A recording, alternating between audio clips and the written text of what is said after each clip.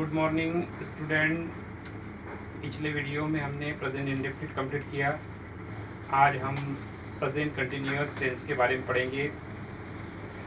देखिए, present continuous tense, इसको हम प्रेजेंट प्रोग्रेसिव टेंस भी कहते हैं। इसकी पहचान रहा है, रहे हैं, रही है, रहा हूँ, रहे हो। जो वाक्य के पीछे आएगा, रहा है, रहे हैं, रही है, रहा हूँ, रहे हो, कोई कार्य सतत चल रहा है, इस तरह के वाक्य प्रेजेंट कंटिन्यूअस या प्रोग्रेसिव में आते हैं। अब इसमें देखिए, अफर्मेटिव सेंटेंस मतलब सकारात्मक वाक्य। इसका स्ट्रक्चर देखिए कैसे बनेगा। सब्जेक्ट, उसके साथ में इज एम आर, फिर वर्ब में आईएनजी और object. Subject plus is am are, verb में आईएनजी और ऑब्जेक्ट। अब हमें ये पता होना चाहिए कि एम किसके साथ में लगता है, इस किसके साथ में लगता है और आर कहाँ लगता है। जैसे कि एम के साथ केवल आई, इस के साथ ही, सी, इट और name of any person. He, she, it या किसी व्यक्ति का नाम जो कि एक वचन वाली चीज हो, एक वचन हो, एक वचन के साथ में इज। फिर आर देखिए, are they, we, you, plural number बहुवचन के साथ। अब इसके एग्जाम्पल देखिए। एग्जाम्पल हमने यहाँ लिखा दिया है, यम कहाँ लगेगा, इज कहाँ लगेगा, आर कहाँ लगेगा, ये बिल्कुल कंडीशन बन गई है। अब एग्जाम्पल, मैं अंग्रेजी पढ़ रहा हूँ। इसमें सब्जेक्ट क्या है, मैं मतलब आई। अब आई के साथ में क्या लगेगा, एम।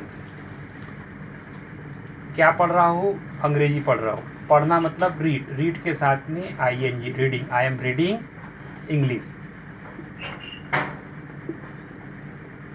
क्या हो गया, आई एम रीडिंग इंग्लिश। अब देखिए दूसरा वाक्य, वह पत्र लिख रहा है।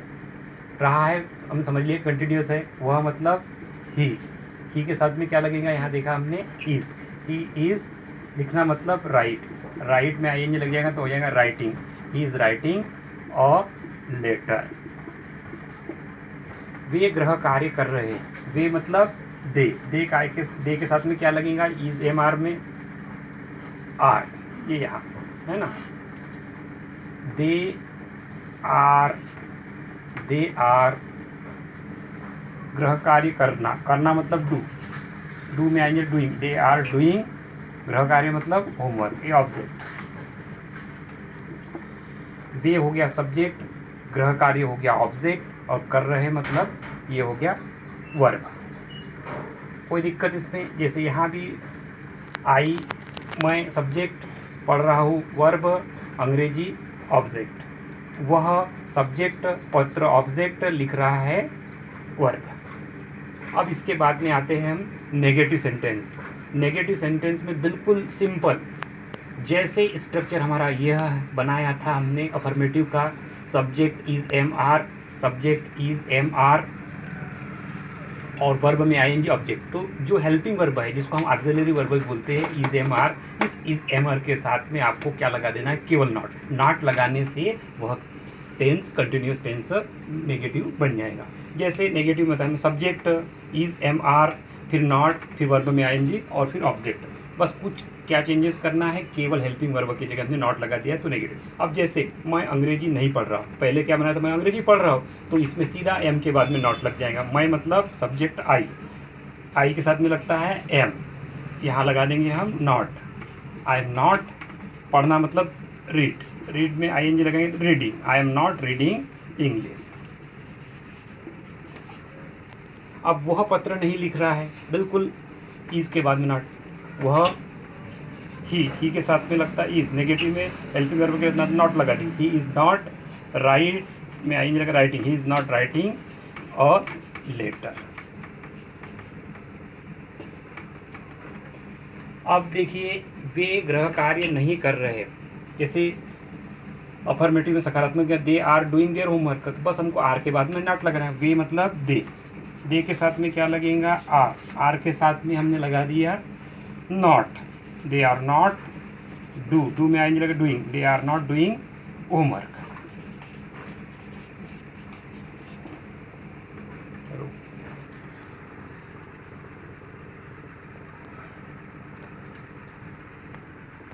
अब देखिए, यही प्रेजेंट कंटिन्यूअस या प्रेजेंट प्रोग्रेसिव टेंस में हम इंट्रोगेटिव सेंटेंस लेते हैं। इंट्रोगेटिव सेंटेंस मतलब प्रश्नवाचक वाक्य। इसमें क्या करना है, जैसे हमने नेगेटिव में इज एम आर के बाद में नॉट लगाया, वैसे ही हमें इंट्रोगेटिव सेंटेंस बनाने के लिए इज एम आर जो हेल्पिंग वर्ब है, या जो जिसे हम ऑक्सिलरी वर्ब भी कहते हैं, ये बिल्कुल सब्जेक्ट के सामने ला देना है।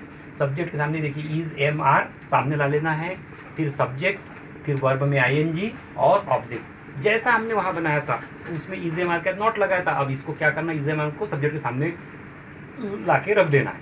फिर सब्जेक्ट, वर्ब में आईएनजी, ऑब्जेक्ट और अंत में क्वेश्चन मार्क। क्वेश्चन मार्क लगाना जरूरी है। बहुत सारे बच्चों को मैंने पिछले वीडियो में देखा है कि प्रेजेंट इंडेफिनिट के इंटरोगेटिव में क्वेश्चन मार्क लगाने में भूल जाते हैं। अब एग्जाम्पल, जैसे पहले हमने बोला था कि मैं अंग्रेजी पढ़ रहा हूँ, मैं अंग्रेजी नहीं पढ़ रहा हूँ, वैसे ही अब क्या मैं अंग्रेजी पढ़ रहा हूँ, तो हम मैं मतलब आई के साथ में क्या लगता है, am, I reading English, am I reading English और अंत में क्वेश्चन मार्क। क्या वह पत्र लिख रहा है, क्या मतलब वह, ये इससे समझ में आ गया कि ये कंटिन्यूअस है, रहा है।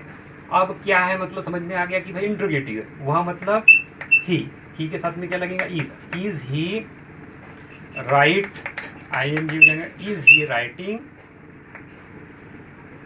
ही राइटिंग पत्र मतलब अ लेटर और अंत में क्वेश्चन मार्क। क्या वे गृह कार्य कर रहे, वे मतलब दे, अब दे के साथ में क्या लगेगा, डू दे, हाँ सॉरी, देखिए अपन थोड़ा स्ट्रक्चर फिर देख लीजिए। वे यानी दे, अब ये हम कंटिन्यूस का कर रहे हैं, इंडेफिनिट का नहीं। इंडेफिनिट में क्या लगता है, डू। अब इसमें स्ट्रक्चर देख लिए, इज एम आर, तो दे के साथ में क्या लगेगा, आर दे। अब ये देखिए, ये जो डू है, ये डू हेल्पिंग वर्ब नहीं है, ये मेन वर्ब है। कई बच्चे इसमें कंफ्यूजन कर सकते हैं। आर दे डूइंग होमवर्क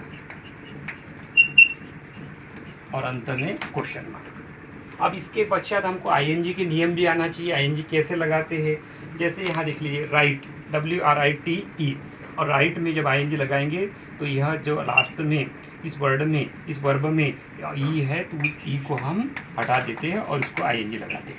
लेकिन किसी वर्ड में, किसी वर्ब में अगर डबल ई हो तो हम उसको नहीं हटाते। फिर एक और देख लीजिए, जैसे कोई वर्ड हो, कोई वर्ब हो, उसके अंत में यन क्या है यहाँ, कॉन्सोनेंट, व्यंजन। अगर किसी वर्ड में, किसी वर्ब में अगर अंत में एक व्यंजन हो और उसके पहले एक स्वर हो तो व्यंजन को दुगना कर देते। जैसे RUNN, ये व्यंजन दुगना हो गया क्योंकि यहाँ एक स्वर था रन। लेकिन एक व्यंजन हो, डबल स्वर हो, तो फिर ऐसा कुछ नहीं करते हैं।